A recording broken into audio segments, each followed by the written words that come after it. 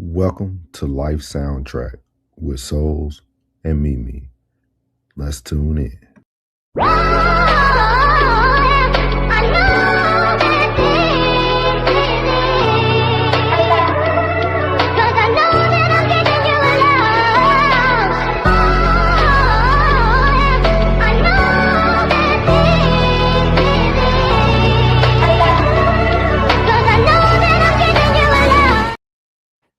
What's good, YouTube? What's good, YouTube? I'm over here jamming. I'm like, yeah, Souls and Mimi have made their way back. We back. Wednesdays, Music Wednesdays here at Life Soundtrack with Souls and Mimi. As you can see, we got a good one for y'all today. This is again, this channel and this night is all about the feels, all about how music has blended into our lives and how it makes us talk more, make us express more. I think we're going to continue to learn more about each other because I only know Mimi from YouTube, y'all. She only knows me from YouTube. So, like, we're learning each other as we go. Shout out to everybody already in the chat. He said, "What's up, Souls and Mimi? What's up, Sko? What's up, Chanel in the building?" Yes, ma'am. Welcome in. Jen have been waiting on this one. Yeah. Everybody waiting on it. So, how if y'all don't know, you can spontaneously see Mimi on Monday nights. Spontaneously.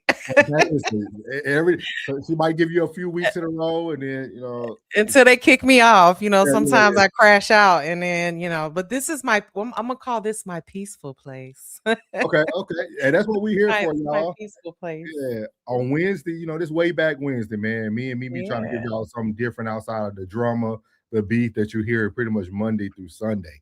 Right. So we all know what's going on in the street. Chanel said we saved her. She said 20 minutes till I clock out. Hey, that's what we here for. Love it. So as promised, last week we ended on Purple Rain. Yes, we did. It wasn't the full rendition of Purple Rain. We didn't get so disappointed. So we're going to actually play the whole official video today. We're going to open up that way. So we do have our one and only Prince is going to give us Purple Rain. Y'all tune in. We are going to have our banner strolling at the bottom for our live show for the Raw Society Coalition in Chicago. But y'all tune in. We're going to play this for 7 minutes and 5 seconds. Make sure y'all share this with a friend while you're listening. And then Mimi is going to give y'all a nice breakdown of Purple Rain. And then we're going to go into our segments of the night. Her song, then my song. So hopefully y'all tune in. Let's get it.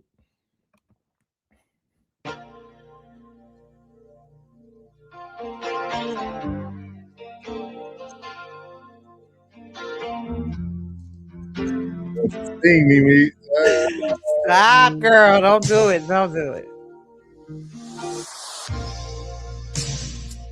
I never meant to call you when it's sorrow.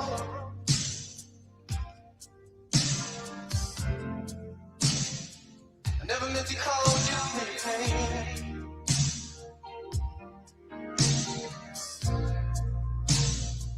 I'm the one who wants that answer you laughing. I only want to see you laughing in the purple rain. Purple rain, purple rain.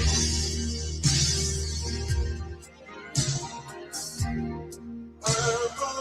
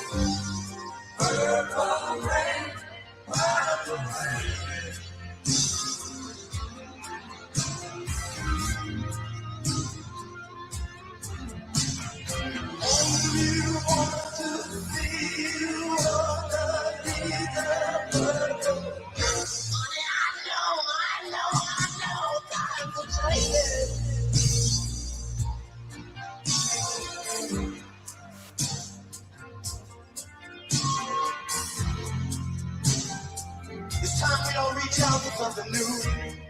That means you too. You say you want to lead up, but you can't seem to make up your mind. I think you better close and let me guide you to the purple rain.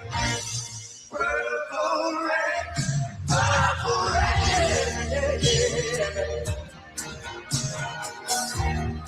Purple rain. Purple rain. No, them things are up here. Come on, raise your hand. Purple rain. Purple rain.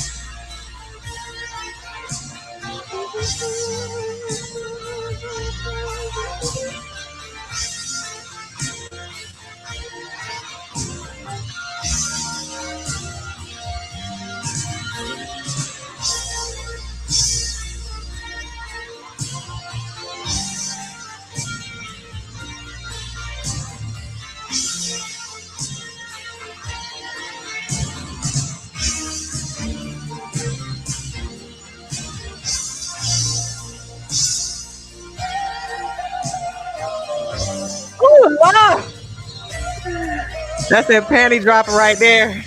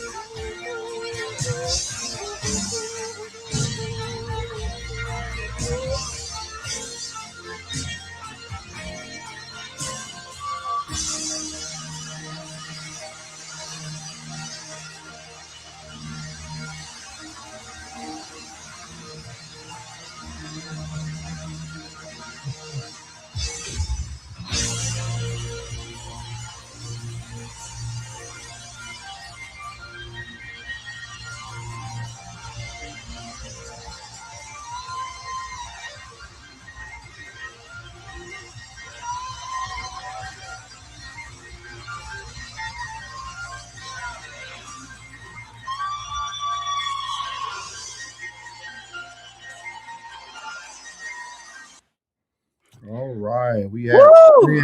Purple Rain there. If we get it to a 1K views, y'all, we will get Mimi to sing live. We will get I don't remember agreeing to that, but okay. a question before you kind of unpack Purple Rain. This is a question for you and the chat. Do you guys think that if Prince was still alive, he would have been relevant today? Oh my God, yes. Why? Absolutely. What do Well, you think first he of would- all, let me tell you why he would be relevant right now. Because he's from Minnesota. Okay. That's where he's originally from. Minneapolis, I think, originally from Minnesota. He would probably have a lot to say about what's going on in Minnesota right now. So Mhm. politically, and another thing about Prince was he was he was very much an activist when it came to his music. Remember he was Prince and the Revolution, and then he became like an actual like sign. He wasn't he checked because the record companies were trying to take his music and his name. So he was just always very controversial when it came to politics and things of that nature. So I think he would be definitely be relevant at this. And he's iconic. Like I think he would still be making music too. Absolutely. Do I you do. think he would have evolved with the times of music, or do you think he would have stayed in his own creative lane? He absolutely would have done both. Like one thing people don't know about Prince is that Prince, he wrote all of his music, he arranged all of his music. He evolved over time, but he still had a classic sound, right? So I don't know. I definitely think he would still be relevant for sure. He'd have his own sound, but it would still be the classic sound, Prince sound. You know a Prince song when it comes on. Yeah, yeah, yeah. We good, Sko. Yeah, they you can still catch it on the horizontal. Like I said, Wednesday nights, we understand we're gonna have copyrights. We okay with that. We Yeah. just trying to get y'all a good feel. Sko, it should come back up in about a couple minutes. See if you can refresh. Just let us know in the chat. We appreciate everybody with the feedback. I wonder where he would fall. Oh, I don't know. Like what genre would he fall under? Yeah. That's an interesting question. I don't know. Hmm. He Welcome because he in. because he has a rock feel. He definitely Yeah. has a rock and roll feel, you know, Mm. but he's still R&B, and he still has that, I don't know, he probably doing something a little different by now. Let's see, when did he die? It wasn't that long ago. It was right around before 2020, a little bit before that, if Yeah. I'm not mistaken. Yeah, I mean, it was horrible. I remember that day. There are a very few times in my life where I actually cried when a Mhm. celebrity passed away. Biggie and Tupac was two of the others, but Prince was one for sure. When he died, I shed real tears. I was like, no, we lost one for real. But yeah, this song meant a lot to me growing up. Um, and it's one of those songs that, again, and I think, we listen to it as an adult and it changes Yeah. completely when it comes to what it meant and everything. So Purple Rain, it's it's it's a very emotional song. But if we go back to like some of the history of it, Yeah.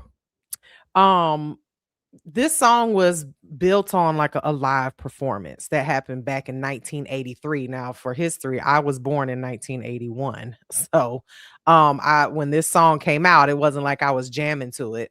Um, it was after the fact, but it was played in a live, it was a benefit concert that it Yes. actually was played in Minneapolis, as a matter of fact. So, um and the crazy thing about it is when Prince wrote this song, he didn't have the lyrics to it. He actually asked Stevie Nicks to write the lyrics to the song. And we're back up, as a matter of fact, on Thank the yeah, we're back up. I you. see it.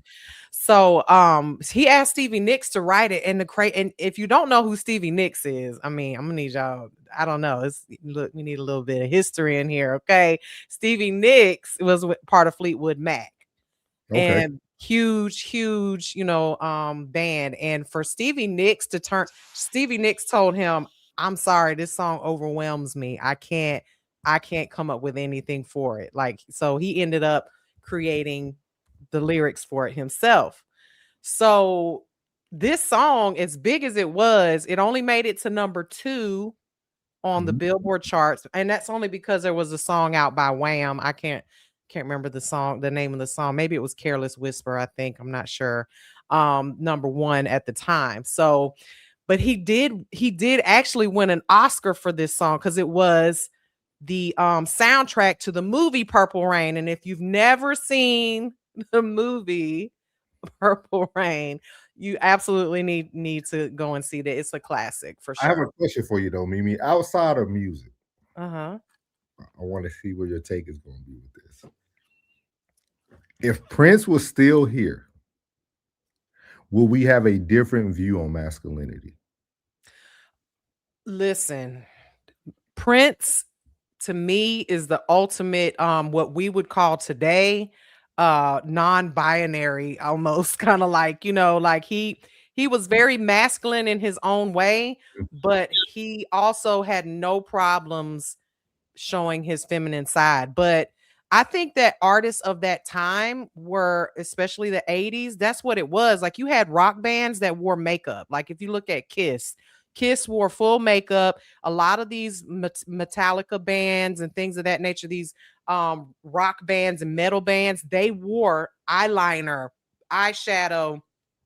They would wear lipsticks and things to make so that I think it would that time there was a lot of people wearing makeup and everything, but Prince was very masculine to me, but he also had his feminine ways. Like, I mean, look at that shirt for God's sake. And that shirt is very, if you don't know, Blouse. Yeah, if you don't know about that damn shirt, it's iconic, right? Iconic. He that puffy white shirt. If you let me see, Dave Chappelle did a whole yeah. he was wearing it because he So said it's what's his name said he played basketball with Yeah. Prince. Prince could play basketball, right? Yeah. So, I think it was just the times.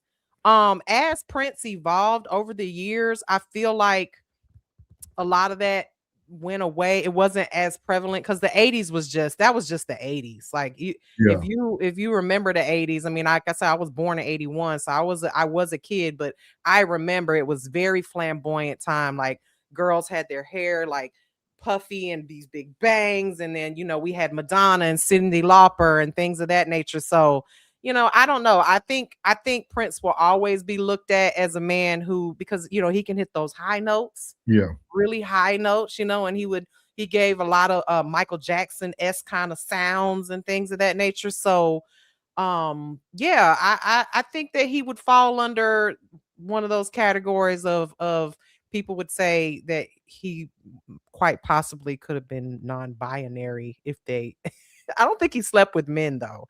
I don't think that was a thing for him. He got all the ladies. Don't Oh get it yeah, twisted. yeah. I just wonder because you had Prince, you had a lot of people. You had what's our boy name? Al Green had his own style. He Yeah. wore some tight suits. You know what I mean? Yeah. There were But some. that was the look back then, Yeah, I mean, I don't know. I think the times change, but people and if you really go back in history, a lot of these musicians were undercover. I mean, I was watching another podcast and we're talking last night about how um uh Luther Vandross and had a thing with Hulk Hogan. I was like, what? That was his fave. And I was like, wait, we all knew Luther was gay. You know what I mean? But Hulk Hogan? What? It's a whole video. It's a whole video. yeah, Okay. yeah. Yeah, Everybody's funny. I just wonder though, because because Prince, people have so much respect for Prince. right. So Absolutely. I think respect goes a long way, and I think respect eventually can tilt the scale a little bit for depending Yeah. on how you look at But things. I think Prince is so thank you, Nano. I think Prince is so iconic that no one would care. Like I think Prince could come there like in these days and times like a video would come out like a sex tape of him with a man and no one would even care. They would be like, so what? Purple rain, and they'd be singing it in the rain, like no one would care. So honestly, he overshadows anything that he does privately. Who was But bigger, him or MJ? I mean, Michael Jackson. Michael Jackson is worldwide known. Like you see people in that can't even speak English in Japan, like fangirling out and Yeah, singing all of his music. So I think Michael Jackson will always be number one, worldwide known. Everyone knows him. But Prince had his, he had his runs too, and he had his people. for sure. I mean, Yeah. I know women right now in their 50s and 60s, you turn on a Purple Rain song and they just gonna fall out, just like, oh my God, I just love him, you know. So versus Michael, you know. Yeah. Okay. But Michael also had a longer run. Michael started when he was 5 years old. You know, Prince, not, you know, he came out in I think his first album came out in 78 or 79. This one came out in 79, like the album. Yeah. 1980, 79. Okay. His first album did around that time. So, you know, he wasn't here as long. So, and Michael Jackson absolutely changed his from, you know, tweedledee to, you know, Man in the Mirror, and then, you know, all that. So he completely changed his genre of music. So You got a real fan in here tonight, Mimi. I see. Thank you. Mimi said that's natural. That ain't no makeup. It's all natural. So tonight, y'all, I think we got a good one. I never heard of this artist. Never heard of it. Can't even. I cannot believe this. I really honestly I didn't think I was gonna. I thought this was a no-brainer. Like everybody had heard this artist. See, I didn't play it. So right, maybe and I'm glad you did it. I'm glad you did it. I want to come into this with an open mind. I want to hear it. I want to listen. I want to hear what your thoughts is about it. If y'all are in the chat, know what this song is. This is Christopher Cross, Selling. So this is gonna be my first time. Might not be my first time hearing it, but it's gonna be my first time knowing what I'm hearing, if that makes sense. All right. See, he said, "Who is it?" Yeah. See, good. I'm glad. Well, this ain't considered yacht music, is it? It is considered yacht rock. But I will tell it's yacht rock. But I will tell you this: it is also has been remade by several R&B artists. Okay, so. I'm glad y'all haven't heard it. Yeah, he said, "What haven't heard?" Okay, yeah, Jen know it. So okay, hit that like button. Appreciate you, Rain. We're gonna get this going. This is Christopher Cross, guys. Here we go.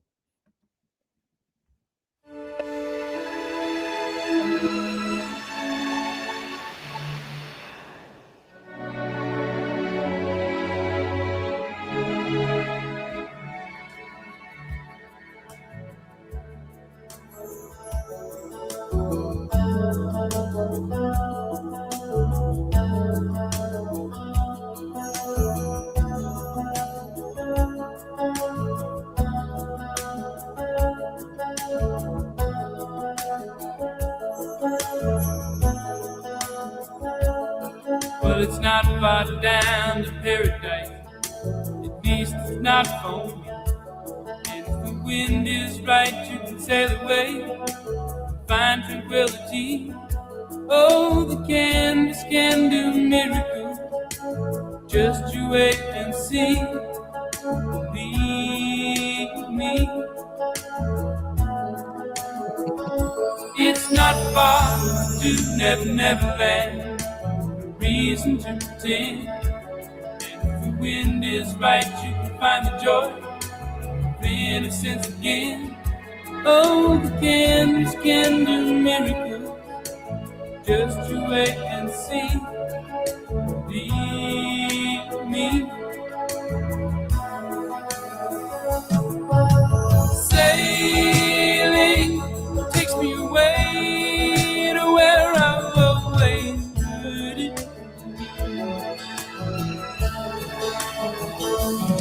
Just a dream of the wind that carries me. Soon I will be free.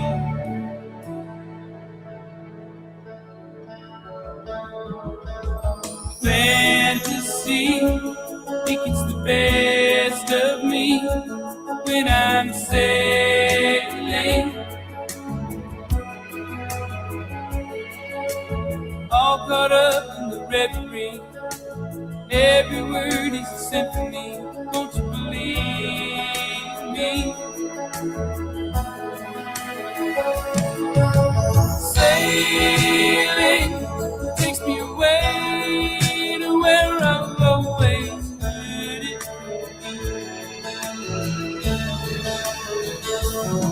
Just a dream of the wind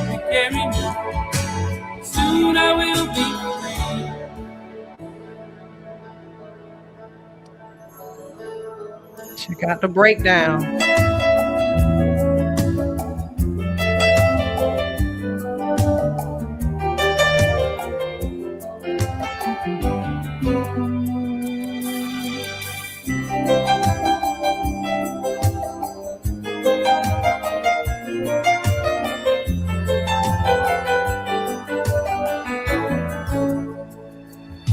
Well, it's not far back, Santa.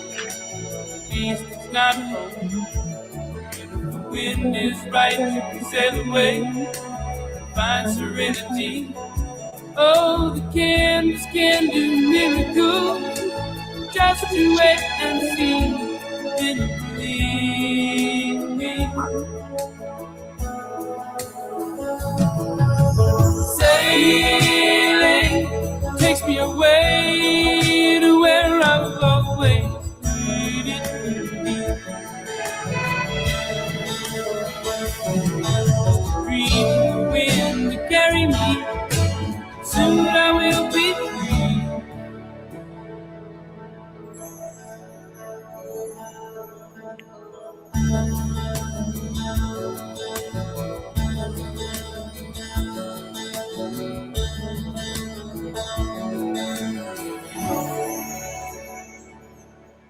This is a classic. You hear me? Classic song. So the first question I'm going to ask you before you break down the song: Okay. did this actually have to do with selling back then? So this song actually did have to do because it was on Okay, I know about sometimes. it's Okay. about him being on a peaceful boat ride, right? But there's obviously a story behind it, right? Mhm. So it's one of those songs, it just sounds like a gentle ocean breeze, and it makes you feel like about escape and peace and the kind of freedom that you really can't buy, right? So this is, I told you I ride motorcycles. This Mhm. is one of the songs when I'm like on a long ride and it's like real peaceful. I just play it because I always feel like when I'm on my motorcycle I'm like sailing. And this song, every time I hear it, his voice is so pure. His voice is so crisp. And one of the things that I remember as a kid, if you Google any of the albums that he had, Mhm. he never put his face on the albums. This actual Okay. album had like a swan as the album cover, or like a pink swan. Now this particular song, the song also has an album, because back then the records were different. Yeah. But the album, Christopher Cross, until I was an adult human being with an internet connection and a computer, I never knew what this man looked like. And the reason was he was not a very handsome man, okay? Mhm. And he was kind of overweight, not, not marketable, as Okay. as they would say. So instead of putting his face on the albums, they put, a pink swan, for God's sake. That's what this album cover was. And I remember because we had records back then, for those of young people who don't know what those are, those big round things. We had records, and my dad would, pull this out and play it. And there's some other bangers on the, yacht rock bangers, if you want to call them bangers, okay? Like, think of Laura. You may have never heard that song. That's a beautiful song that he wrote.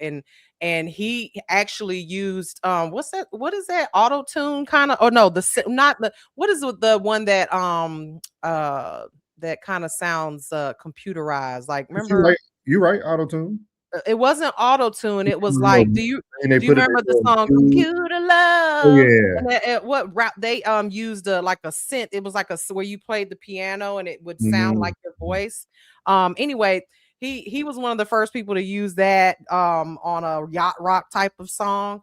But his music, it is yacht rock, but that really struck me because when I became an adult and realized the reason why they didn't put him on the records, it kind of made me sad, and I related to it, because you probably can't tell now because I'm so stunning and gorgeous as a blossomed adult. I'm just kidding.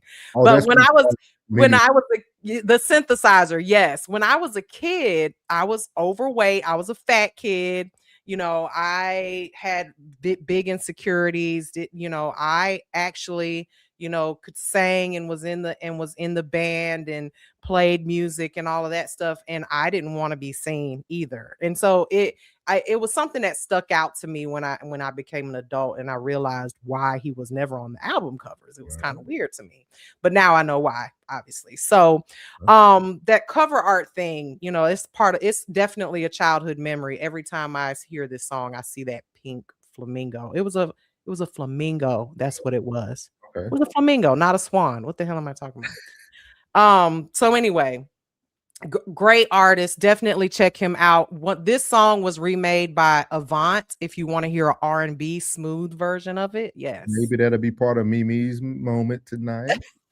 Well, I thought about that too. I said he's gonna throw that on me again. Yeah. But I do have another song because I was like, if it wasn't this song, I was gonna choose another one because I was trying to take it back to stuff songs that really, really made me, think about it. So the first time I heard this song, my first listen feel is that this song feels like a huge exhale, like the world finally shuts down and shuts up for like 4 minutes, 5 minutes, and it's soft, it's calm, it's like the ride home with the window down, kind of peace, no drama, just floating, just sailing, smooth sailing. That is when I hear this song, or the first time I heard it as a kid, but this was all very popular type of music back then, in the 80s. We call it yacht rock now, but it was just soft rock. It was just, that was the genre that was very popular at the time. And, I've said this before. I think I said it last week that my father was very, very a musician, an opera singer. I may have mentioned that, that he was in the military. And that's what, when you have a job in the military, my dad's job was to sing. He was in the military traveling band. So he traveled all over the world singing for, presidents and kings and all these different, all over the world for the United States. So music was a big part of my life. So it's just one of those songs that just reminds me of sitting on the floor while my dad's playing records and just singing it, because he had a beautiful voice. He has a beautiful voice. And so, it brings back lots of memories. Definitely one that's part of my life soundtrack for sure. It's funny because now this is my first time listening to it. And my first thoughts, I was trying to figure out because back then they used to talk about a lot of things. Mm-hmm. But they used to analyze. Analyze. There you go. Like, you know what I mean? Like they used to say one thing, selling could have mean another thing. So I was trying to think into was he really talking about selling? Like that was that really? Well, he actually owned boats and things of that nature. So from I did a little research on it, but I also was such a huge fan of his. He's still to this day, he's lost the weight. He lost all that weight, and he actually performs this song live. All of that, what you hear is live, that's actual instruments. He arranged everything. So when you hear it on stage, it sounds exactly the same. It's, it's a great song. I love it. Yeah. So what line or verse hits the hardest and why? So the line that always hits me, and it's that chorus when he's like, sailing takes me away, because if it's not, that part is not really about a boat for me. It's about getting away from the noise and, from pressure, from whatever's heavy on your mind for the day, it's about choosing peace, right? Instead of performing like you do at work all day long. And it's kind of like the song you had last week. It's just kind of that song that just makes you feel peaceful, like on your drive home with your mom. This is like one of those songs that you could definitely turn on and just unwind to. So sailing takes me away, like being on my motorcycle brings me peace. I'm so at peace when I'm on that bike, and and I'm just going, you have to be careful, obviously, because people will run you over. But when you're on that open road, it's just, it's kind of like, for me, it's like being on a boat, that's my boat. So, it brings you peace and takes you away from, the everyday heaviness of life and all of this mess that's going on in the world right now, this is a song that'll take you out of it, like take you completely out of it. What stood out to me is when he compared it to, he said a line where it was in the nature of, "This is exactly what I thought it would be like." Yeah. Oh Like, yeah. because a lot Yeah. of times in life we have these thoughts of like, "Oh, when I get here, or when I make it there, or when this happens for me," and it never really lives up to what you thought it was going to be. But Right. in that song, you can hear that he kept repeating that Mhm. it took him away and it put him exactly where he He wanted to be. said he said, "Takes me away to where I've always heard it could be. Yes, Just the dream and the wind to carry me, and soon I will be free."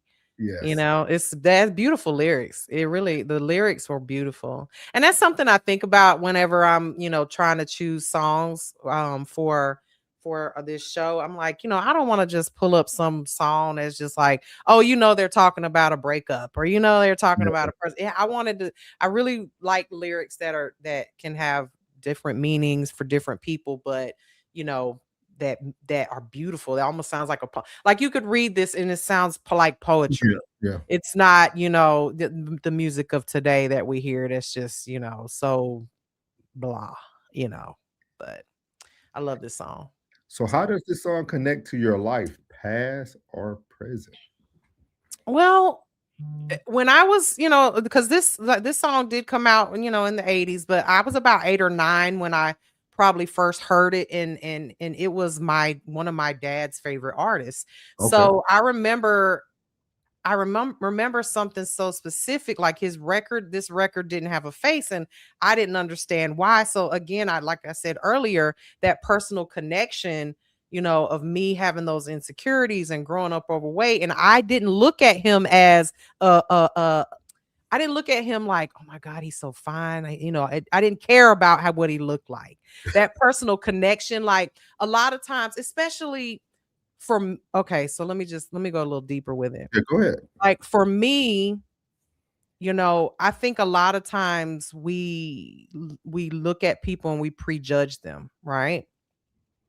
It's natural, it's normal. I've been on panels before where I speak, I say things, and then I have my own personal feelings about a certain subject, and immediately, and this is almost always immediately, people say, "Oh, well, you can say that because you're white presenting," or "You Mm, can say that because," you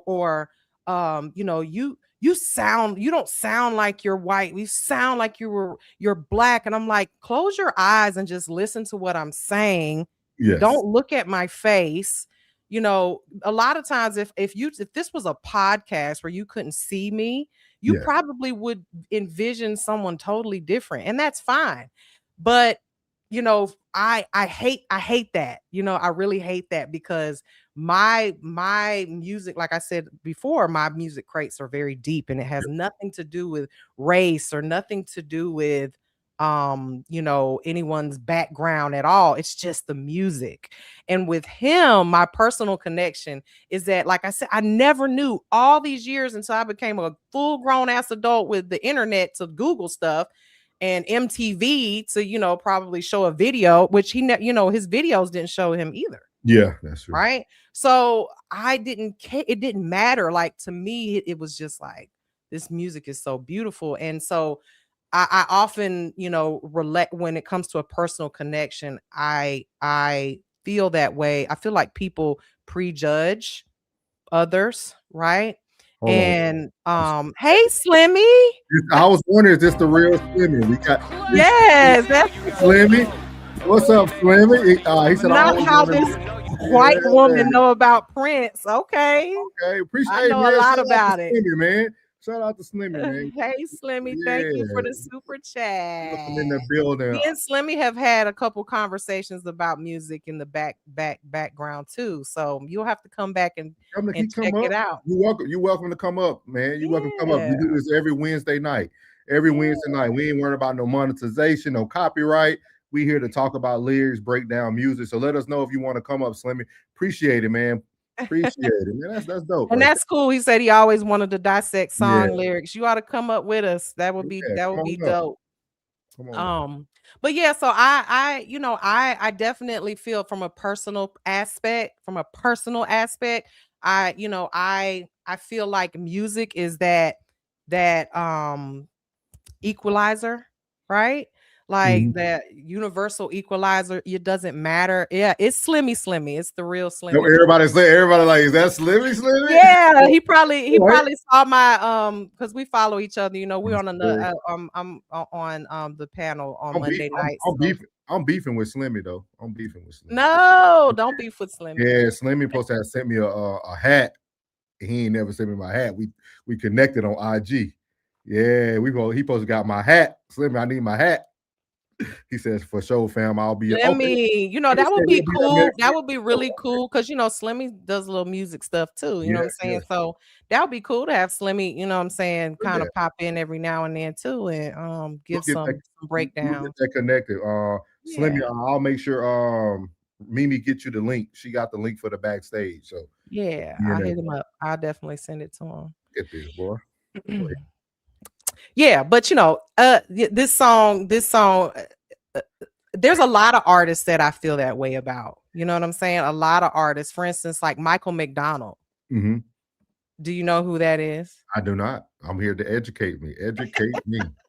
You know him if you hear his voice. Michael McDonald, right? So Michael McDonald was in the Doobie Brothers. Do you know who the Doobie Brothers I know who the Doobie Brothers. When you hear Michael McDonald sing, you would swear he was the most soulful black man you've ever heard. And that man is white.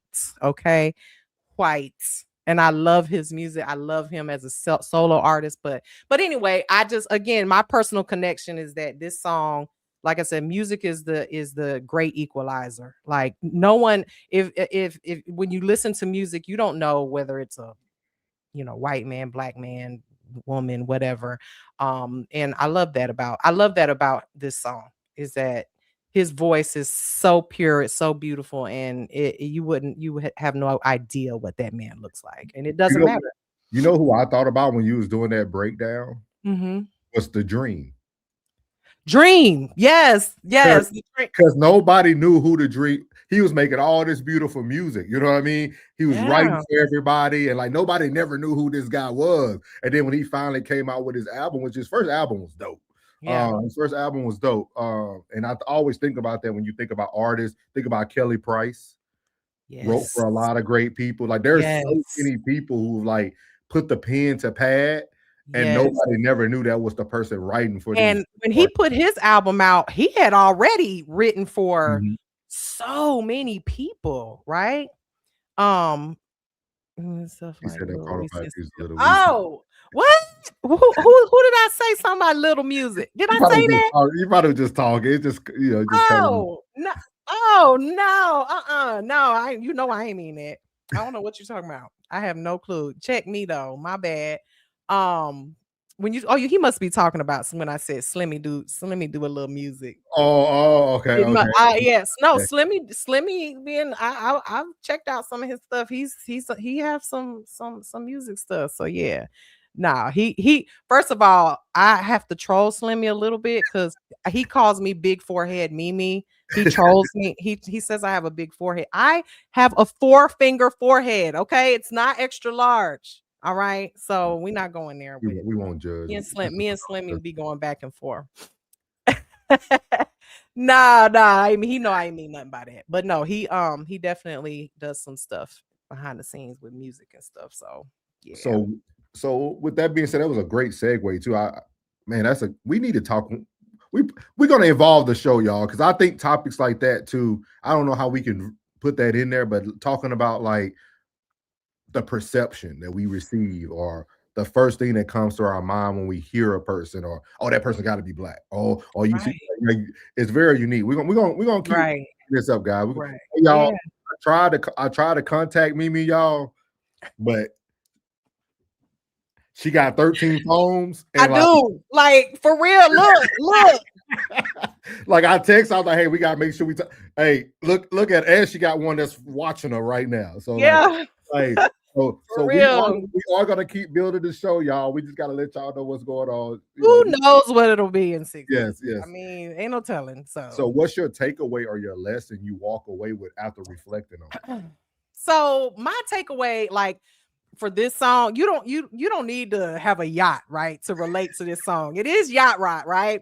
But you just kind of need a moment in life where you just, everybody has that, right? A moment in life you just want to be free from people's opinions, free from your own insecurities, free from noise. Like this song just reminds me that peace is allowed. And like it's like, take your time, have peace, rest is allowed. And that's the strongest thing that you can do is sometimes it's to stop trying to be seen, right? And let yourself be okay with who you are, what you look like, whatever is going on. Like that's where I again, this song, when it takes it back to that personal connection for me, the takeaway of it. As an adult, now when I was a kid, it was just my dad's favorite song, and I love to hear it. And to me, I'm a big, huge fan of string instruments. Okay. From guitars to violin, all of that. And if you listen to the very beginning, the opening of it is it just brings you in. It was like the string sound. It brings you in so gently. And then next thing you know, you're just sailing. You know what I'm saying? So we might you brought up a name, man. You got a name. I did. You might hopefully that's in Mimi's moments tonight. I don't know, y'all. Oh, listen, I got a song for you if you want to hear some Michael McDonald for everybody, hey, it pushed the button. I want to hear it now. I might have to choose my favorite Michael McDonald song for tonight. But Michael McDonald is a legend from Doobie Brothers when he was in a group. And if you know exactly who, I'm telling you, Souls, you know exactly who he is. You just don't know his name. And of course the Doobie Brothers is classic, you know what I'm saying? But yeah, we'll do us some Michael McDonald song. I'll give you one to throw in there tonight. Okay.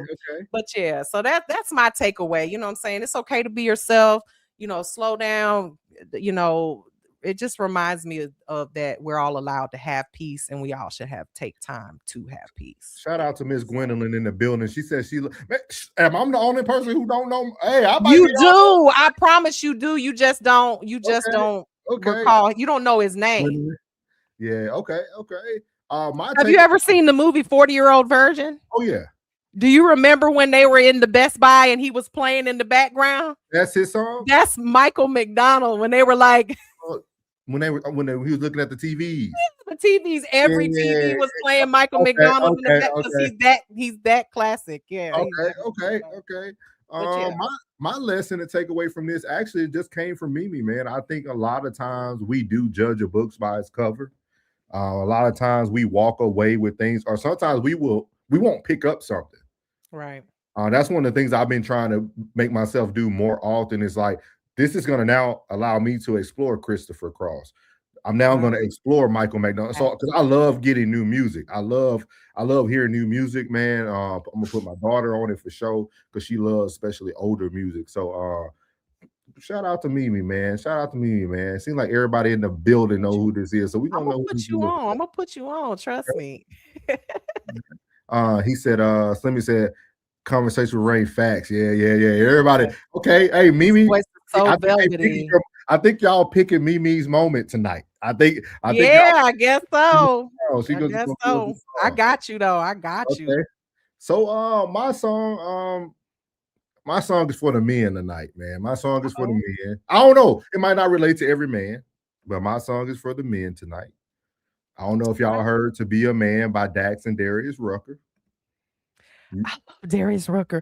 See, I'm a Hootie and the Blowfish fan. So Hootie and the Blowfish. I love Hootie. Well, and for me, see, I grew up in a southern town. I was the only black dude on my Little League football team all the way from like 5th grade to 8th grade. So I grew up with a lot of white boys, big trucks, you know what I mean? Like that's relate. I was wearing, skinny jeans and Birkenstocks, you know what I mean? Like we were, it was the thing back then. You wear your little small shirts in school and all that. So Darius Rucker, I loved him. He was like the first thing that kind of looked like what I thought. Oh, this is what a black country, and he wasn't really country at first. So I like, believe he's from Georgia. yeah, I want to say either Georgia or Alabama. I'm not 100% sure, but they love him here. Slimmy said, I keep forgetting before most people don't even realize he's a white man, though. Yeah. So soulful. We Uh, got you. We're going to put you on. We're going to play it tonight. He said, oh, childhood. Yeah, childhood music. That's what we need to do one night. We need to start doing themes too. Yeah, 100%. We just got to get Mimi to respond, y'all. We'll get all this together for y'all in just a second. Don't call me out like that. No. So this is Dax and Darius Rucker, To Be a Man. So here we go. I can't hide myself. I don't expect you to understand. I just hope I can explain what it's like to be a man. It's a lonely road, and they don't care about what you know. It's not about how you feel, but what you provide inside that home. Being a man is what you make it.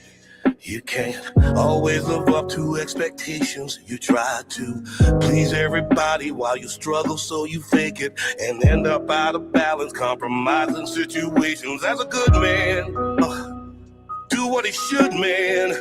I'll give everything he has and do everything he could, man. You might find yourself feeling all alone inside a house you built that you don't recognize as home.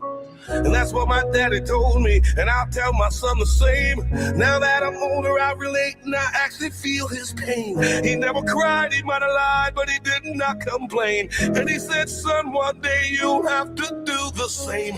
I'll get emotional when I stop and think and I look around. Beyond the county lines of my small town, I think about all the men out there who feel like I do now, who are screaming on the inside but won't ever make a sound. I don't expect you to understand. I just hope I can explain what it's like to be a man. It's a lonely road, and they don't care about what you know.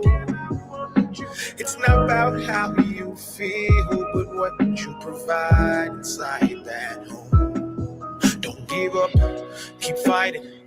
As a man, our sun is our horizon, and our father's actions play a role, and we end up like them. So they can't let us see them hurt, cause we'll embody what they do and start a generational curse. No wonder most men are so depressed, all the things that they can't express. They go to war, get thrown on the shelf, then go back to war with their mental health, then grab that bottle and ask for help, try to pull themselves out of hell, then fall back down and then realize that they're gonna have to do it themselves. It's the circle of life. As a man you provide, they don't know what you're worth till the day that you die, and that's when they start crying. Then move on to a man to confide in. That's why we feel we can't hide ourselves. We don't expect you to understand. We just hope we can explain what it's like to be a man. It's a lonely road, and you don't care about what we know. It's not about how we feel, but what we provide inside that home. Inside that home. That home. It's not about how we feel, but what we provide inside that home. Inside that home.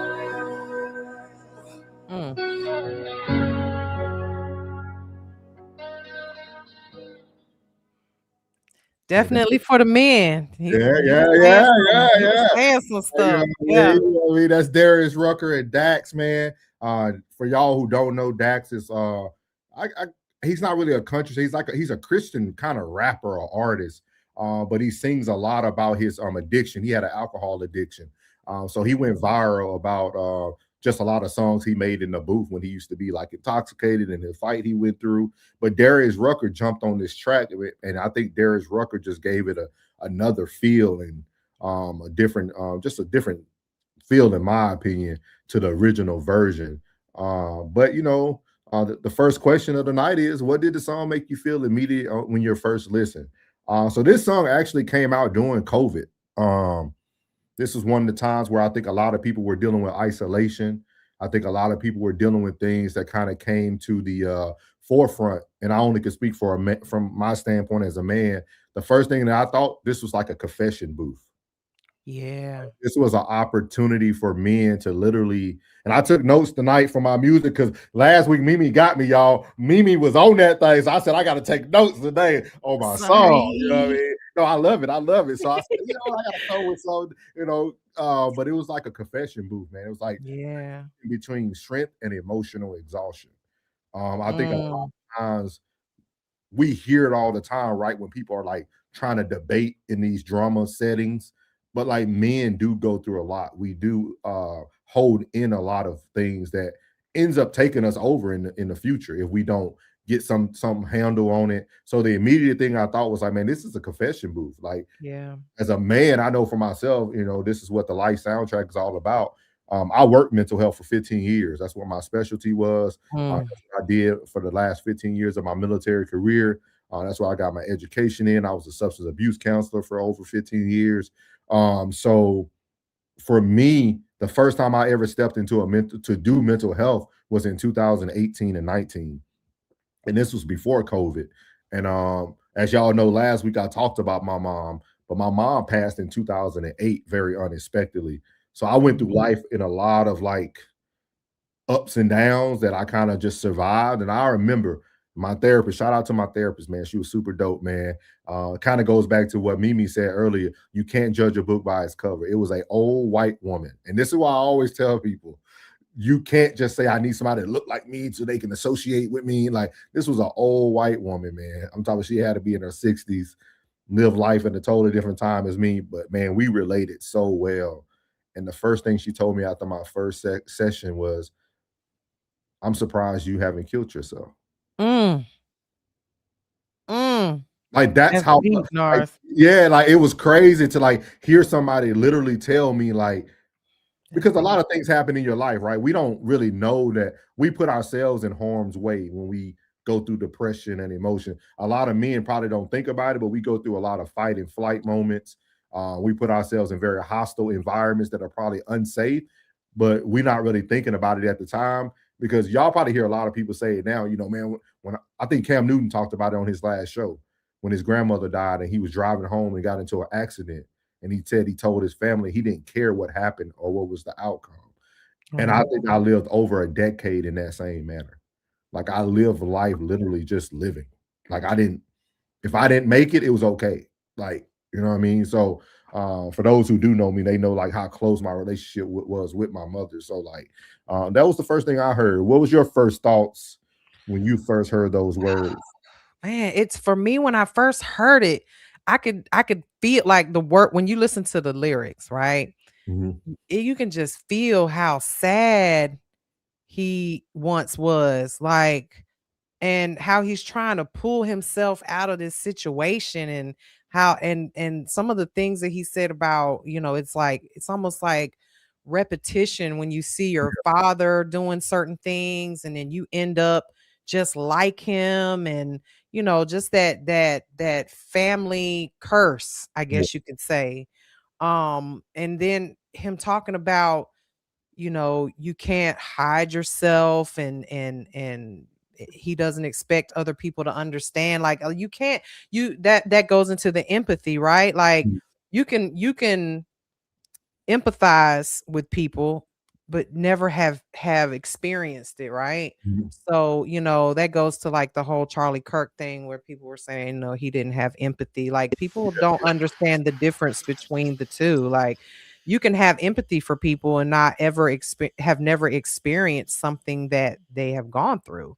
Very true. But so it's totally different when you have gone through it and you've lived it.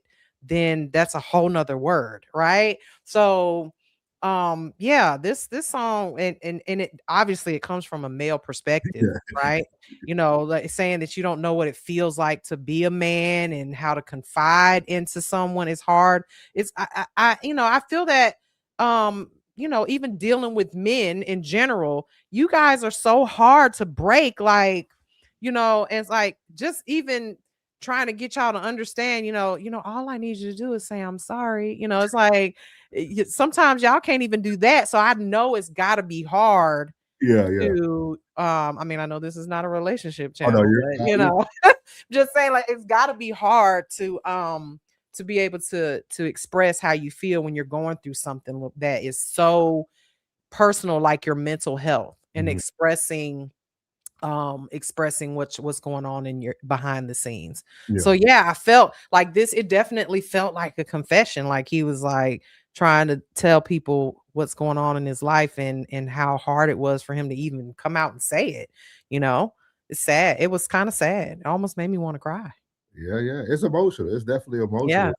And that's a great segue. It says, what line or verse hits the hardest and why? Mine came when Dak's perspective said, he said, I wish I could cry, fall to my knees and scream, but I was taught that men don't do that.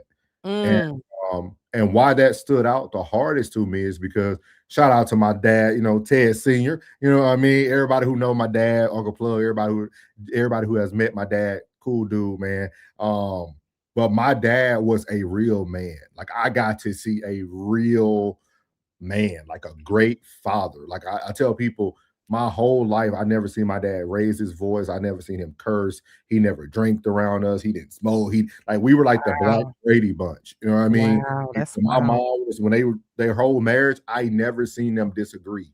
I'm sure they did, y'all. I'm not blind to Oh the yeah. disagreement. But like in our home, it was like my dad was the man, my mom was the roles were very vivid. Like you can see the roles in the home. It wasn't so like, but I also appreciate my father because my father is the reason why I'm still here.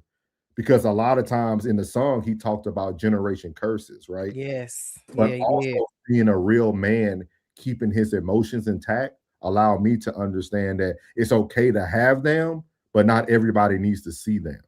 And that's True. where I think the emotional intelligence comes in for men, right? We're starting to see a lot of the lack of that throughout society today is just the lack of emotional intelligence. So I thought that was a huge thing when he said that. Like, I wish I could cry, fall to my knees and scream, but I was taught that men don't do that. Like my dad used to punch us in the chest if we put our hands on our hips when we were tired. Mm. Boy, you get your hands off your hip, you ain't no girl. Like my dad was a man's man. Like I that. love that. We need more. We need more of your daddy around. Hey, shout out Ted, man. All these beta males out Yeah, here. he'll be at the show. He'll be at the show in Chicago. He coming up. He flying up. Oh So like man. my dad was that type. I'm talking about literally. My dad would yell at me in front of everybody from the football stand. Boy, get your hands off your hip. I'm like, Daddy, like I'm tired, bro. Men don't put your head above your head. But yeah, like my dad ain't play none of that stuff, boy. None of that. Don't sag around them, no nothing. Any line stood out to you in there? Yeah. And this is one, this line that stood out to me. It's something that I think about a lot. And Yeah. because obviously, like you said earlier, this was for the men, right? But Yeah. to break it down and kind of look at some of the lyrics that maybe can go both ways. Um, when he said they don't know what you're worth till the day that you die, and that's when they start crying, then move on to a man to confide in. That's why we feel like, Mhm. so, I think, that could be universal, right? People don't give you your flowers until after you're gone a lot of times. And, I think about that often because, I people try to use it to hurt my feelings. This is one of the reasons why I don't tell a lot about myself because, I don't like to give people ammunition, but, I don't have kids and that's by choice. I didn't have kids because I didn't want to be a baby mama, but that also puts me in a position where I don't have anyone to pass on, my legacy to as far as children are concerned. Obviously I have nieces and nephews and my Mhm. sisters, they did their fair share of replenishing the earth, which is another reason I don't have kids. But that line stuck out to me though, that you don't know what you're worth till the day that you die, because a lot of times people don't express how much they appreciate you or care about you, or and that's got to be heavy, right? Oh yeah. That's got to be super heavy to think about, like especially as a man, like men, I can look at it from my perspective, but how often do you tell a man, how much, you appreciate them and how much they're worth? Not Oh, they coming in to get married. Hey, he said, "I'll prove you, baby. Let's get married." No, go play the game for the he last. probably meant I love you, Mimi. Let's get married. Yeah, that's what he meant. I love you. He said he playing that case right now. He playing Oh that my case right now. God. Oh my Let's get God. married. Tell him, hey, tell him, hey. The internet always wins. Always. But it's got to be really hard for a man to, because a real man, like let's think about your father, right, who worked hard and never how hard is it to go through life and not to drop a curse word every now and then, you know what I'm saying? But to have a father like that, and I'm sure your mother gave him his praise, and I'm sure y'all did too, but imagine being someone who doesn't get that, how heavy your load is, when no one tells you how important you are to them and how much you do for this family. My dad, this is crazy. People don't even believe it. My dad never hugged us or told us he loved us until after my mother passed. That's a different era. That's great. Like, it was really. I've heard that. I've heard of men like that, and I'm grateful that I didn't have a man of a family, but he had girls. My dad had no sons. Bless his heart. He had all girls, 3 of them. So, you can't get away with that, because he definitely, we were all over him. Like he was the first love of my life, the first man that I ever truly loved, so he, taught me how to love. So I can't even imagine never being told by my father that he loved me. You know what I'm saying? But we have these talks. It's crazy because like we have these talks now, but like, but you understand it. It was almost like he allowed my mother to be the nurturer while she was here, and he didn't take on that role with his sons. He loved on my sisters now, y'all. But like for us as boys, like for real, like to get a hug.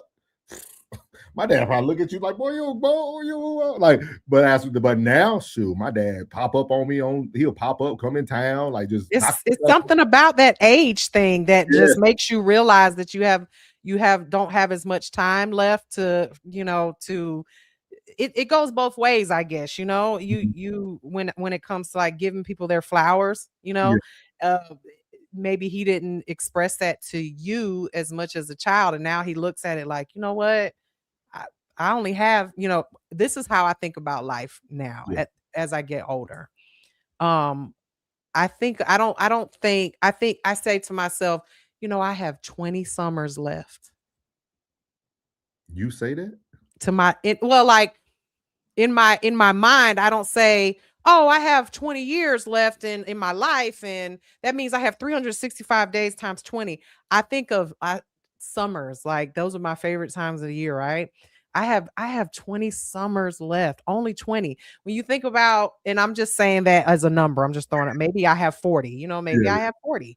But as we get older, if you think about your father, I'm assuming he's probably in his 60s or 70s, he probably, if he's lucky, will have, 10 more, and when you start counting down how many more chances you get to see your loved ones, and then those flowers you start thinking more about how, I need to tell people how much I love them and how much they mean to me. And so because of that mindset that I have now as an adult, I tend to tell people when people are important to me, I don't want to wait until they have, 10 more summers left to tell them how important they are. I think that when we are praised for what we do well, the things we do good, that it just really makes us, better people. And in this, when it comes to this song, it just sounds like he probably, he probably had a father kind of, like yours. It sounds like his father probably had alcohol problems, and Mhm. he passed that along to him, and other, other issues. These generational curses are real, man. They really are. Yeah. But yeah, that song hits. That song hits deep. Y'all make sure y'all check it out, man. I appreciate everybody tuning in too, and also everybody actually listening to the words of the songs that we're playing. That means a lot. She's Chanel said the part that stood out to her was when he said he would give his own son the same message. What's up, Mm. Rigid Vibrations in the building? What's up, my guy? He said, my era different. People used to turn cold when they hear "Stop Acting Like a Girl." The feelings is left there. Classic says, shout out to the OG. He'll be in Chi-Town. Oh, he said he loved me. Yeah, he loved me. He said, hey, I'll Let's let y'all keep talk it. about that backstage. Conversation said, absolutely, men don't get enough affirmations, appreciation, and acknowledgement. I tell every woman, every man is one compliment away from greatness. It's true. I really feel that. Chanel said, I can relate to that with both parents. Ooh. Mm. Oh. I don't know if I could have dealt with both of them now. I don't know. We'll have to see. We're gonna have some good conversations here, man. Sco said I have 4 daughters, 1 son. So I know what your dad went through having all. Listen, he had a lot of love when it came to the girls. We were all, we I loved tell our people, daddy. most men who have a lot of girls, man, They your dad, soft. They no, soft when it comes to them your dad was girls. that guy though. Your dad was that guy. Oh yeah. Oh yeah. Yeah, Yeah. yeah, yeah, yeah, Oh yeah, yeah. yeah, yeah. He was a Still little, is. he was Still a little is. Chico Jabbar, you know what I mean? Yeah, he Still was, is. yeah, I know. They said you had girls, Jen said I can relate, me. I'm assuming she's talking about the Summers love. Passport Skull said, why count down? Just wake up and keep pushing and keep waking up. Rain perfect in the chat here too. Y'all so stupid. So the next question, this is good conversation today. How does this song connect to your life, past or a present? I would say prior to receiving mental health, I always been a very like straightforward person, straight shooter. Um, but I also understand that manhood has a lot of different levels to it. And I would highly encourage men today to not allow men to tell you what a real man looks like. Right. Um, I just feel like you need to have some form of emotional intelligence for sure. You got to limit your crash outs, as they say today. Limit your crash outs, but also just understand what you want and also be okay with seeking help. That's something we normally don't talk about into Men's Mental Health Month, things of that nature. But it's okay to seek help, man, because sometimes you need somebody to confide in. You need somebody to talk to. I'm telling you. Yeah. That silence is not good. Isolation is not always good. She said, No. yes, ma'am. Let me grab her. Y'all so stupid. They talking about old boy that wants you, me. Oh. Chat, he perfect in the chat. What were some things that connected with you with that song for your life, past or present? So I can relate in the sense that I used to be that way, in where I bottled things in. I didn't talk about my feelings. Like I said earlier, I was always, the gifted, talented, fat kid, what I'm Mhm. saying, in school. Like, and so I always acted like it didn't bother me that people picked on me about I'm tall as hell. I'm 5'9" Okay. tall for a woman. Woman. Okay. That's not, the tallest woman in the world, but I am tall for a woman. Average height of a woman is not, damn near. My Is it mama's 6 4? foot tall. Yeah, Okay. my mom's 6 foot tall, and my dad's 5'8". That tells you what type of man he was. He was a handsome man. Okay. He could get any woman he wanted. But anyway, so I'm tall, and so I was always big. And so I held that in, and that's why, and I think that's probably why my personality is the way it is. I'm very, you can't really hurt my feelings. You can say whatever you want to say. Call me big forehead, call me big back, whatever. Whatever. Y'all ain't seen me stand up. That's all I'm gonna say. I get taller when I sit down, but that's neither here nor there. I can relate to holding things in and having that pain, and then I've never really had any addictions.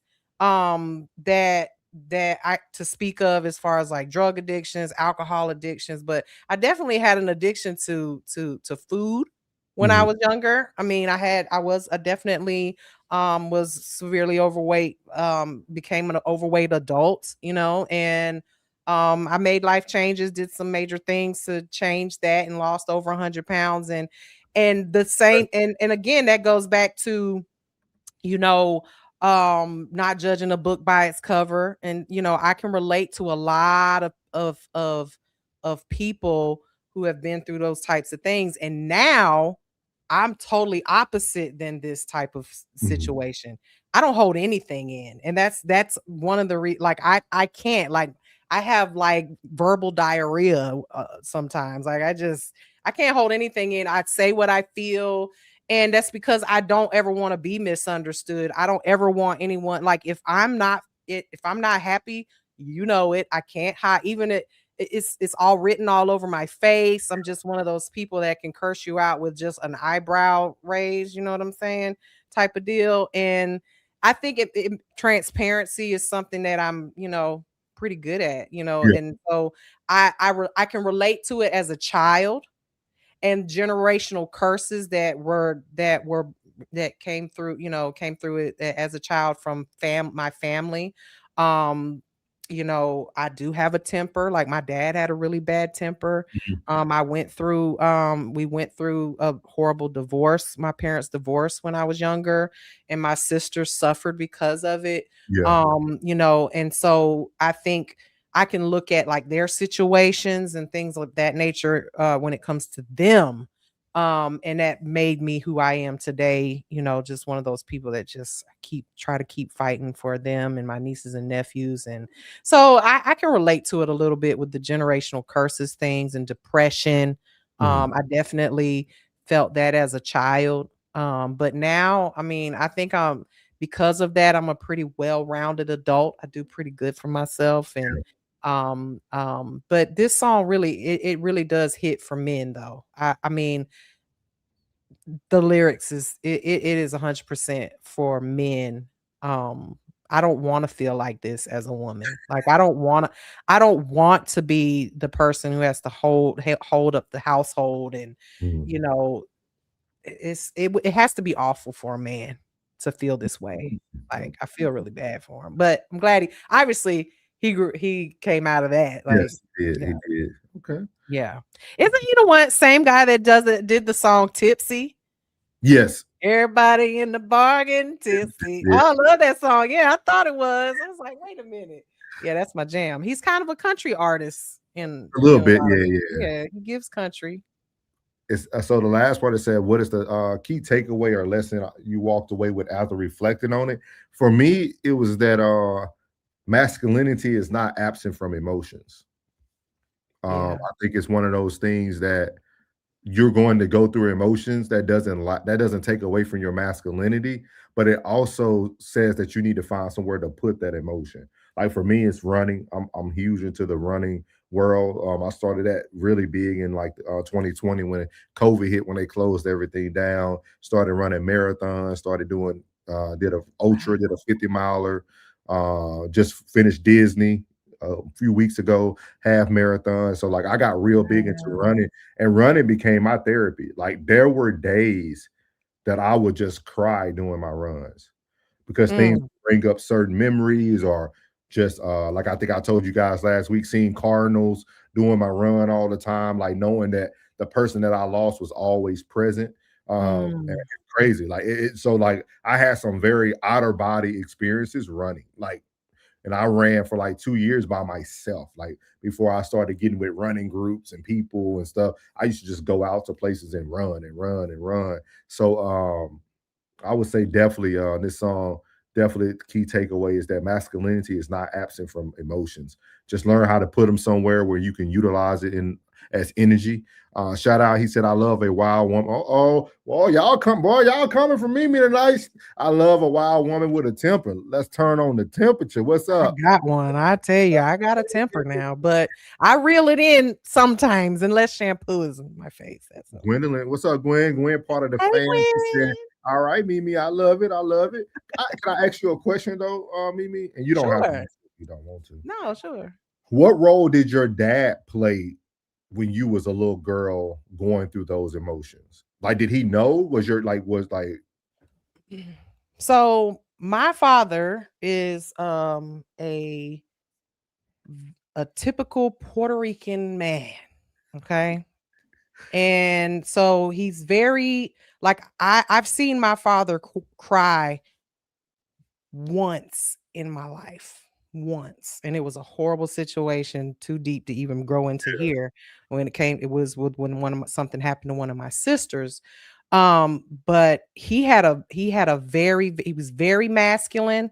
Had a Napoleon complex because he was shorter, a shorter guy, but he was in the military, so I grew up in the military lifestyle, lived overseas. I didn't move to the States until I was 11 years old, so, and been here ever since. But so very structured life. So my father, he didn't really know how to handle that. He didn't. My mother was the nurturer. My mother was the one, he had a very bad temper. I got it from him. So he didn't deal well with us when we cried or when we were emotional. He was one of those people. I don't want to see you cry. that's how I was with Don't my daughter? I go to your mother. You know what I'm saying? If you want to cry, go cry over there. Like he was very much children should be seen, not heard. I mean, I loved him very much, and he was a very amazing father. I mean, he did everything he had to do as a man, but he was not the one when he couldn't stand to see his girls cry. I mean, so when it came to emotional stuff, no, I definitely would have to. My mom dealt with those types of things. So but again, my father and your father, we're about this, you and I are about the same age. I'm a few years older than you, but I'll assume your father and my father are similar in age. Yeah. So, that male role of those that genre of men is totally different. It's totally different than the beta male fathers we have coming up today. I mean, I don't even know how you raise kids today, to be honest. But those men, you got to respect them. You got to respect. I mean, they built children like us. Yeah. That's the way I look at it. I'm like, whatever their flaws were, or whatever it is that they didn't do, and I'll say us, like I would say that you and I are probably halfway decent people. They didn't create kids that are sitting in a jail cell, or and things happen even to people who were great fathers, with their kids. But in generally speaking, I mean, he did all right. He did all right with me. He put out a pretty decent human being. So, I can't be mad at that. You know. You remind But me, you remind me a lot of my daughter, which is so crazy. That's crazy to say because the age difference is huge. But my daughter's 21, but like if you ever met her, people think like you'll think she's older because like she grew up in the military. I retired. And I remember and when my daughter got older, she used to always start to talk to me about the things how I was to her as she was younger. Like my daughter was the type of kid that she was afraid to make mistakes because dad would just get frustrated. Like because I came from the military where everything was so structured that I didn't understand why a kid would drop a plate. Like to me, things didn't make sense. It was just weird. Like you don't know how to fold that. Like you really don't know how to do that. So my daughter said like when she was growing up, she's like, Dad, it felt like I had to like walk on eggshells. Not that you were mean to me, but your expectation of me was so high. Yeah. So I think it's very unique. Like we super close with great friends, man. Like real, we get along great. That's like my little mini me. But it's like it's funny when you grow up and they get to tell you about like the things that they experience. And I think it's just a military thing. I think it's military, 100%. I think you experience a man who understands what striving for perfection looks like. So then you try to bring that into your household. Before we get to Mimi's moment, Rigid Vibration said, reflecting, we all have feelings, but just accept that you're a man. Males don't have feelings. Maybe the next few eras will be vocal. I hate that. You know, Mm. I hate that men aren't He said he'll tell his son the same thing because it's a cold. allowed to have feelings. You know what I mean? Like, mm. Oh, Mimi is a whirlwind. Don't stand in her path. That's why y'all laughing, Mimi laughing, but that's why I'm bringing Mimi up here on Wednesdays, y'all. So y'all don't know. The first time we met Mimi crashed out on everybody in our chat, I did. including us Mhm. that was on the pedal. Yep. But you know what? I seen something. But it was different. with love. It It was was, with it was, love, and it it was. was just how I felt. Yeah, but but later on in the chat, she started joking, and you get to see her personality and like. But I always tell people, you never get to know a person if you don't know what their passions are. You know, because it's easy. A lot of people get lost in these panels, man. Y'all get lost in somebody giving their opinion or cussing people out. Like, but if you ever get to know people, man, a lot of these people are just really cool, down to earth people, man. Is Like, that Tez? Oop, Ted. oh, yeah. That's who she I was went up at. all over Yeah, Tez. yeah, she went at Ted. Ted said, "What's good?" I'm gonna get What's on the him too when I Discord? see him You need for to real. join our Discord too, Mimi. You need to join our Okay, Discord. for sure, for sure. Sco said, "I always tell my son, boys don't cry. Crying is for girls." You know what? Let me tell you how I feel. I'm glad he said that. Let me tell you how I feel about that. I can agree And disagree. I can agree and I disagree. Like, I feel like, for instance, let's just say a kid, like a 9-10-year-old boy that's playing basketball or football, and he loses a game. Yeah. You better not cry because you lost a game. Suck it up and do better later. You know what I'm saying? But if it's something as stupid as that, like, no, we don't cry over spilled milk, right? Yeah. But if it's something that is a true emotion, for instance, like they have a dog that dies, or a family member that's sick, or something that you can expect emotion over, right? I feel like those types of things are allowed. However, you try to teach your sons to hold it together, like hold it together, and then when we get home, you can scream, you can cry, you can do whatever it is, and that comes from my father, and I honestly feel like that's where you go and you hold your children, and you pull them into a room, and you cry with them. You know what I'm saying? There's nothing wrong with having emotions. I think that having stupid emotions, like wanting to crash out and fight somebody because they called you a name or something like that, those type of emotions are not allowed either. You know what Yeah. I mean? I feel like we have to learn to control our emotions, and crying is also one of those emotions. But there's absolutely instances where men should be allowed to have emotions. Crying, especially one of those type of like, don't cry over a girl. I mean, It's go coming cry to from your the mom. woman, Go man. It's cry to coming. your mom about that. You know Yeah. what I'm saying? Like, your mom can explain to you why you shouldn't cry over that girl. Okay. Because there will be more girls, that type of deal. But I don't know. I think that it's when it comes to emotions with men, like crying, that exact emotion, I Mhm. think it's one of those things I can agree but not agree. Like, I hate when people tell a boy, boys don't cry. Boys do cry. Boys absolutely do cry. There's a time and a place, and there's certain things that you can cry over, and some things that you absolutely cannot cry over. So, having that balance, I think balance is important, you know. Yeah, Classic said, don't cry on the internet. big facts.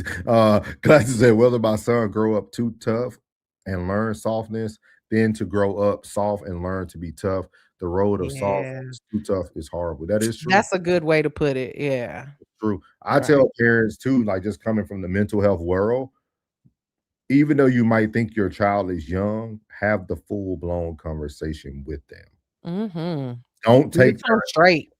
don't take their age for like ignorance. Like that 6-year-old boy can understand. Hey, you tell him, hey, son, you don't need to cry in this moment. Are you hurt? Is anything broken? I understand it might hurt, but let's not cry. Like, and then Right. explain it to it, elaborate why. Like, and Right. and like those are type of things that we really need to do as men is to really Right. give the full story. Don't just say a statement and stop it right there, because society is so different now. Y'all got to think about it. Mhm. We were raised when there was no internet and Yeah. things of that nature. You Thank God. you can't tell your son that now and he go research something and go down a rabbit hole and it'd be a whole other thing. Roxy Yeah. said the environment is important when you cry. Have a safe space too. That's true. Right. And I also think that, having two parents in a home matters too, because when you have boys that are being raised by women, they're automatically going to be emotional. That's just there. I mean, it's a woman's nature. I don't care. As hard as an exterior as I have, baby, I will cry at the drop of a hat. What? I almost cried listening to Not this Mimi. song. Not I Mimi, almost y'all. cried. I dropped a Not tear. I Mimi. was like, oh my Not God. Mimi. No, she don't cry, y'all. She don't No, cry. I definitely cry. I cry. I'm a big ass crybaby. I am a Leo Cancer cusp. What are you talking about? I'm gonna My have to look birthday that is up. You know July what? 23rd. Cancers are whiny crybabies, okay?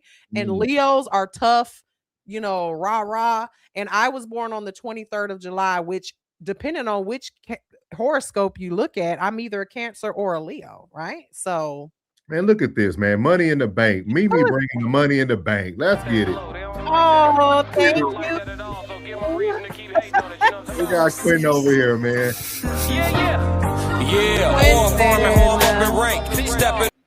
Shout out to Quentin, man. Quentin over in the bank. He said, I think you fine AF. You know what I mean? Thank you. Okay.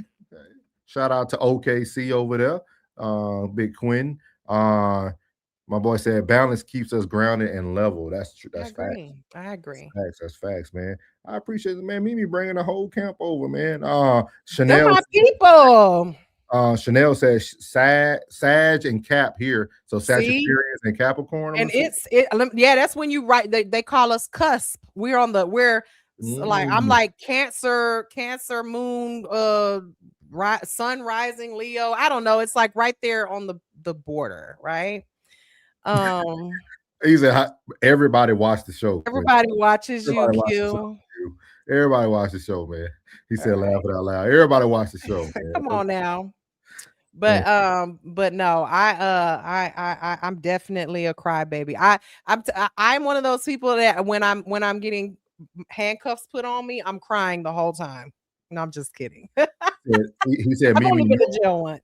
He said, Mimi, no one is more emotional than Tyrese. He shared yes. He got to be a Cancer. He has got to be a Cancer. I'm telling you, he's a crybaby. Them Cancers be blubbering. So, guys, we made it to the segment. And I got a song for you. Music moment. Okay. This song is going to be picked by Mimi, and I think she was kind of pushed in a certain direction. What were you going to give us first, though? What was you going to give us first? Well, the other song. Open up that song for next show. Okay. Or did you want to use that? That's the thing. I think supposed to have a special guest, so you never know. He might bring something. We need to talk about next week's segment because I think, I don't always want to do like older songs, like because you didn't do an older song, right? So it doesn't have to always be it's life soundtrack. It's songs that we relate to, songs that we love, right? So so the other song that I was going to do was Aretha Franklin, Say a Little Prayer.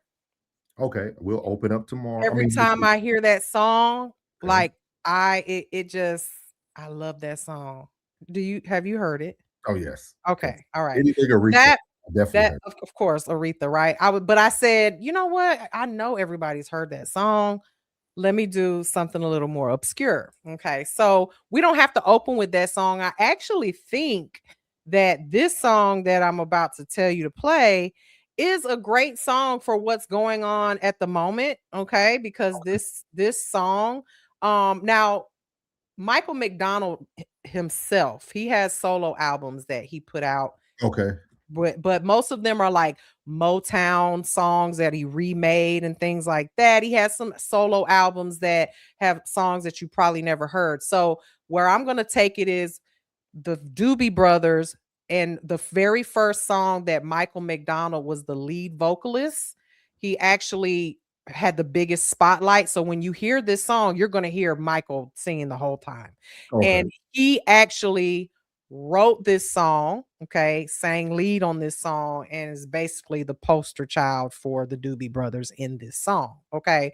So that song is What a Fool Believes by the Doobie Brothers. So you Okay. can pull that up. Okay. All right. I love this song. There's several others I could have pulled out of the crates, but we're gonna start with this one. And you tell me when you close your eyes and you listen to this man sing, you tell me what you hear. Do you hear a white man or a soulful black man? All right. Y'all ready?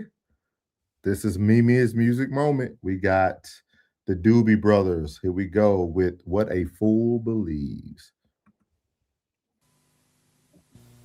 2, 1, 2, 3.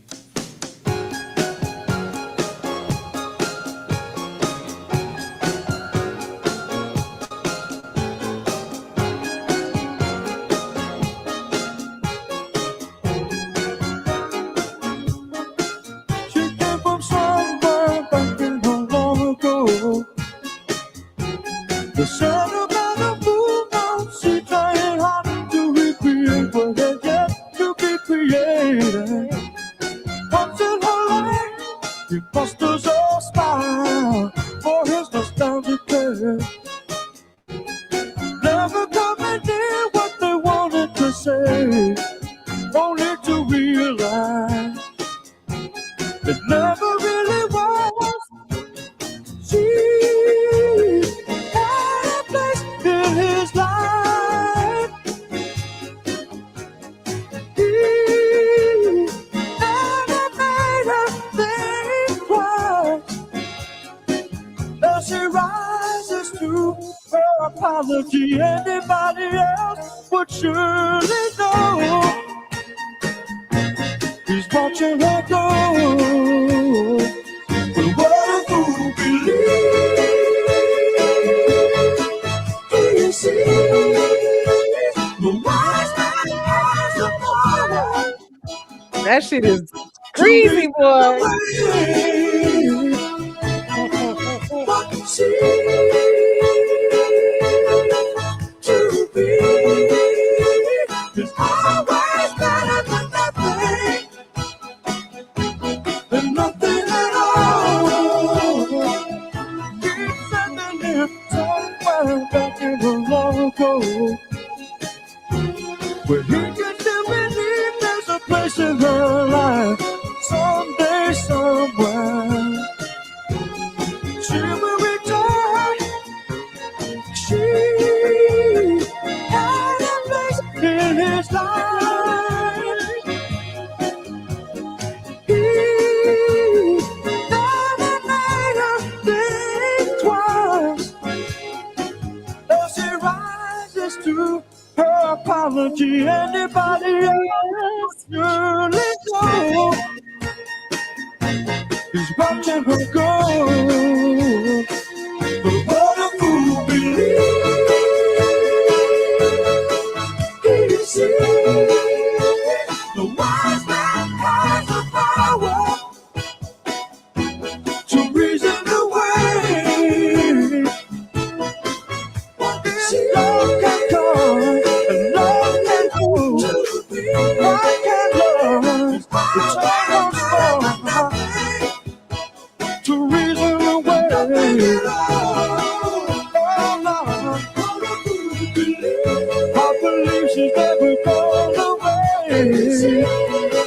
Oh Lord, to reason away.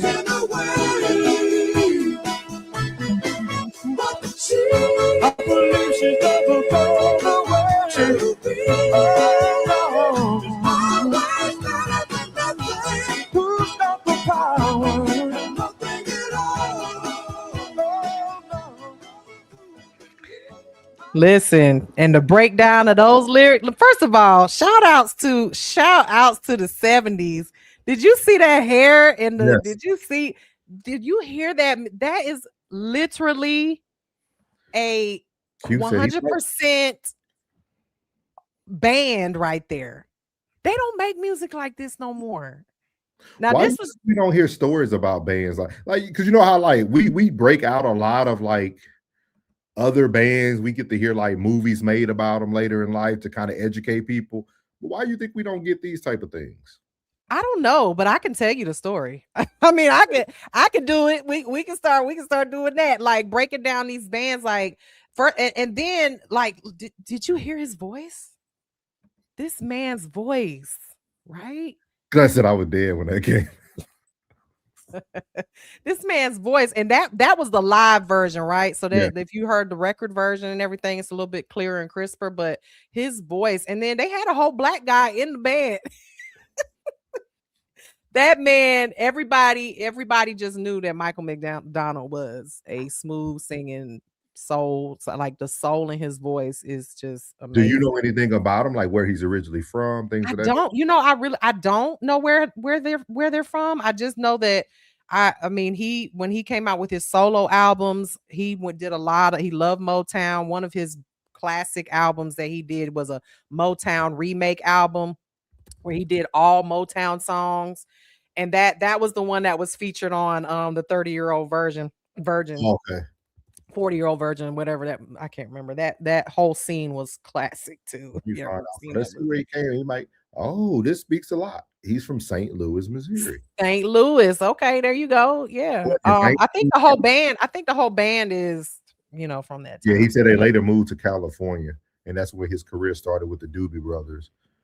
They are classic. I mean, there's other songs, Taking It to the Streets. That one was my second runner up for what I would have played tonight had you play tonight. But that one was so much of a it's Taking It to the Streets, so it's like a protest song, back during the war and everything that was going on at the time. But they are amazing. They're an amazing group, but he was the standout singer. Obviously, you can see everybody else was kind of in the band. Yeah. Right. And so their music, I grew up listening to that. I mean, that was our Saturday cleanup music because it's so groovy. It's just A very good song. yeah. So Where Mimi at? I need to pull up. we need 200 new followers. Q doesn't watch. Apparently, he doesn't watch Monday night. Room 9. I'm on Room 9 on Monday nights. He said, "Let's not stalk Mimi, guys." She's in her skin when she hops out. You. Hey, no, that's what we go for, man. We appreciate everybody who came through, man. We appreciate everybody who came through.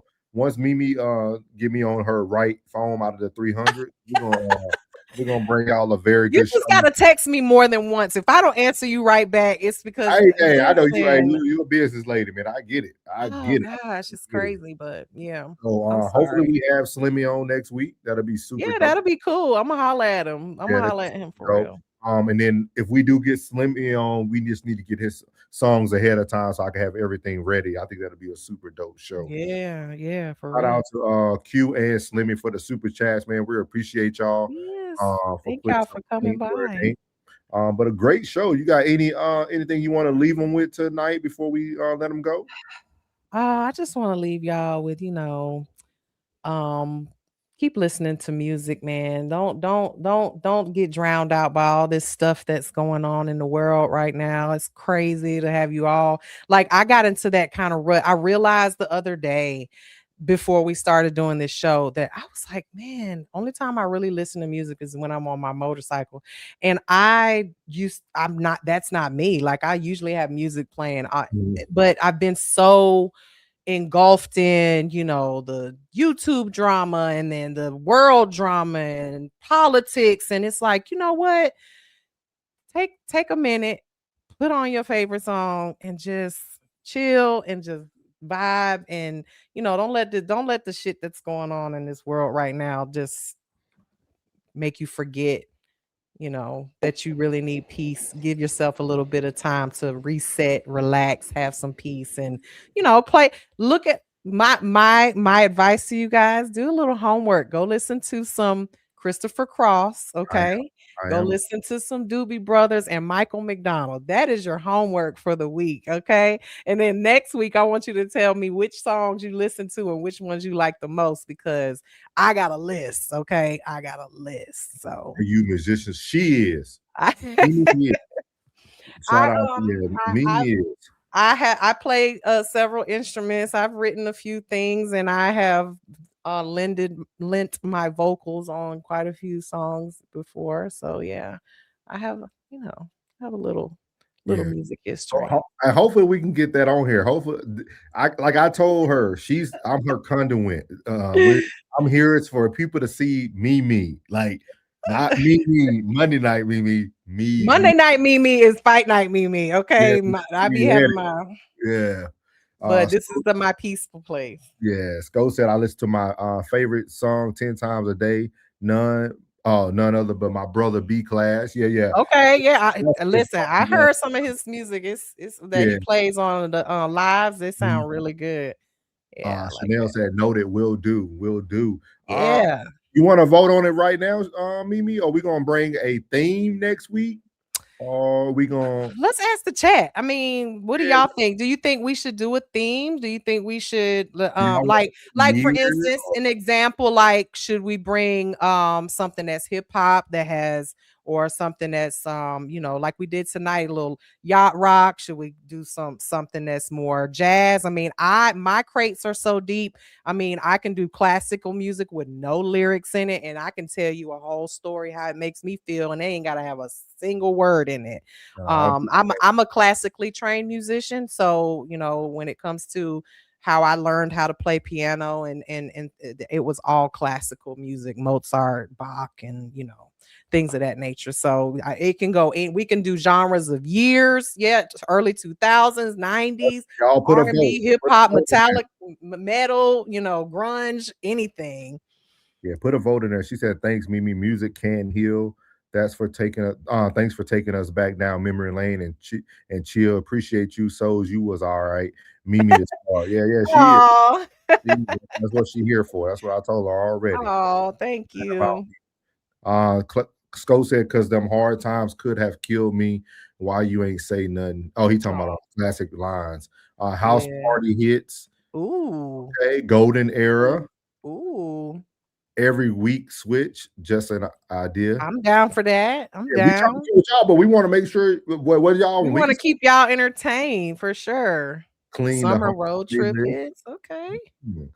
Early 2000s. Early 2000s got 3 votes now. 3 votes. Okay. So we going early 2000s any genre because early 2000 the 2000s had some bangers from R&B to hip hop to we got a lot of early 2000s is saying a lot. That's a deep. I'll take some now if we could do a whole night on R. Kelly, but let's do it. You want to do that? I mean, we can. Listen, I got R. Kelly, man. Hey, y'all, that's early 2000s.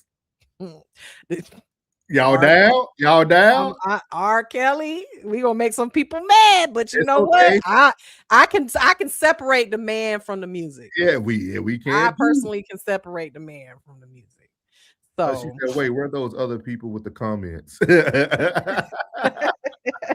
Yeah. Okay. R. Kelly, early 2000. Okay. You want to do an R. Kelly night next week? Hey, that thumbnail finna be hot. Y'all you gonna have the trolls coming out and be like, "What are y'all doing?" Yeah. We listening to music. We vibing. You know what I mean? Yeah. All right. Listen. You got a lot of music to dig through to find your favorite. We only picking one. It's gonna be hard to pick one. Make sure you hit up Slimmy. Hit up Slimmy. Oh yeah. Okay. We'll have 3 songs for y'all if Slimmy come up. There are 3 R. Kelly songs. Yeah. You want to pick 3?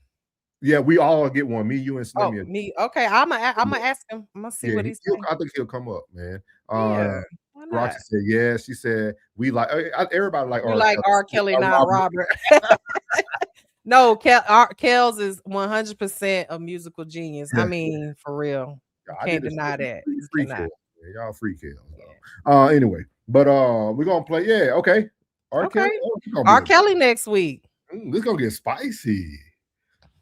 This gonna get spicy. This gonna get spicy. Hey, we might not even need the 4 questions. We might just be able to just And then when you start breaking down the lyrics, we might Yeah. have to put a disclaimer on it. You see, This is I got not one made already for up. kids. I already got one AI. I'll speak it for us. I got you. Don't even worry about it. Like I said, this episode about to get freaky. Yeah. Okay. All right. R. Kelly it Okay. is. R. Kelly it is, y'all. Y'all will see next Wednesday. We're gonna break it down. We speaking into existence. We're gonna have a special guest in Slimmy. I'm gonna get down Slimmy to do it. the Kells, man. R. Kells next Wednesday, man. Here at Life Soundtrack. We appreciate everybody who tuned in tonight. We really, really appreciate y'all. Make sure y'all hit that like button. Make sure y'all subscribe. Thank you for everybody who stayed on, even when YouTube knocked us off for the copyright. Appreciate y'all staying in there and coming right back in. So yeah. Thank y'all so much. We are on Souls the Thought channel. Okay, yeah. Souls the Thought channel. She said one thing I wish makes a girl cry. Oh, okay. Okay. We might open up the show with that then, Miss Elise. We'll open up the show with it. I got you. Not Big Back Mimi. That's me. Here she is. Y'all, first of all, I do not have a big back. I don't know what y'all talking about. My back is flat. They said, "Oh, okay, I was lost." Yeah, they knocked us off of one, but they did for a second. You know, when you play or you can't play around with Prince. Yeah. So we appreciate everybody, man. I thank you for your time, Mimi, as always. I know you're a busy lady. But yeah, let's go ahead and line that up with Slimmy for next week. We speaking into existence, y'all. We will have Slimmy we're gonna talk to him. On deck, our guy from the OHIO. But we appreciate everybody, man. Again, make sure y'all tune in every Wednesday, 8:30 for Souls and Mimi at the Life Soundtrack. We appreciate you guys. We out.